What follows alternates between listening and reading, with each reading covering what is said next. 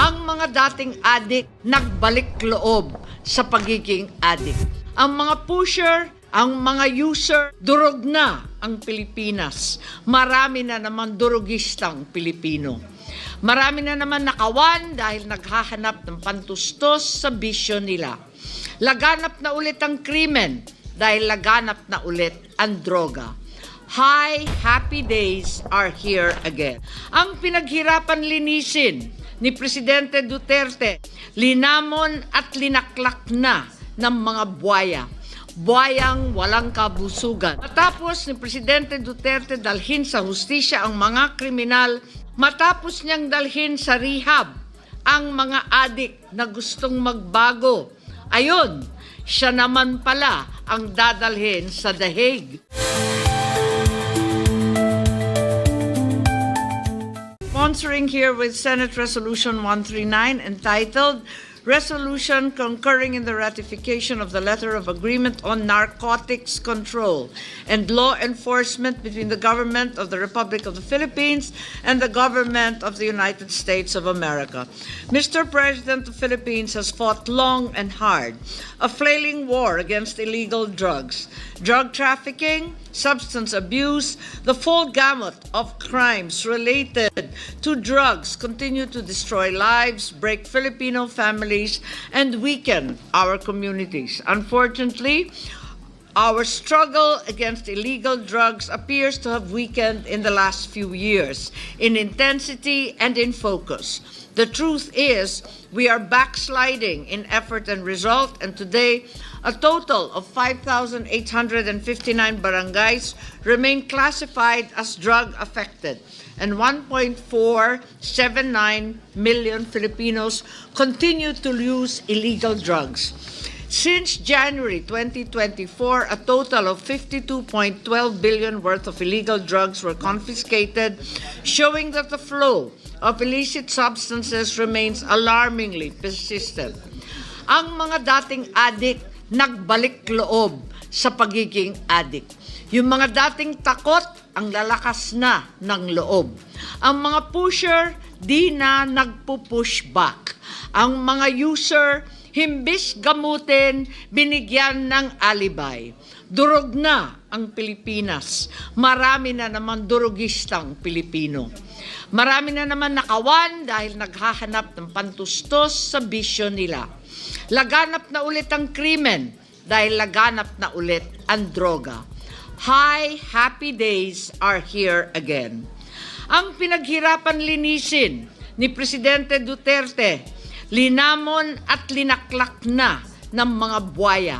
Buwayang walang kabusugan. Matapos ni Presidente Duterte dalhin sa hustisya ang mga kriminal, matapos niyang dalhin sa rehab ang mga adik na gustong magbago, ayun, siya naman pala ang dadalhin sa The Hague. Fortunately, the country has had help in the war against drugs, namely the 2011 Letter of Agreement or LOA on Narcotics Control and Law Enforcement between the U.S. and the Philippines. Under this agreement, the U.S. committed funding and expertise to programs designed to enhance law enforcement, strengthen the rule of law, advance drug demand reduction, promote community resilience. In truth, from early 2011, we have been benefiting from the LOA, as we have already received over $27,620,000 US in equipment, training, and donations, including 250 million pesos for the establishment of an educational and technical building in the Philippine Coast Guard Fleet Training Center in Balagtas, Batangas, Bulacan, 342 million in training programs for the Coast Guard as well, and the provision of several millions worth of critical equipment. Through the LOA, law enforcement personnel participated in international and regional training on drug prevention and advocacy. Filipino doctors have been certified as international standard drug abuse treatment capable. And our prosecutors and lawyers received specialized trainings so that the 2017 edition of the Prosecutor's Manual was produced in large part through the assistance granted by this same LOA. On top of the $27.62 million already given, the U.S. government also committed an additional $25.4 million of funding under the LOA. Unfortunately, there has been a misapprehension of the LOA's character as a mere executive agreement. Since it contains a tax exemption provision, the same should have been submitted for Senate concurrence vis-a-vis a treaty. However, because these provisions were never invoked by the U.S. before, the issue of whether tax exemptions are operative without Senate concurrence never arose until today. In the awareness of the deterioration of our country's drug situation, our American partners wish to expand their assistance to include a new pier for the Coast Guard and the PPA in Buliluyan Island in Palawan.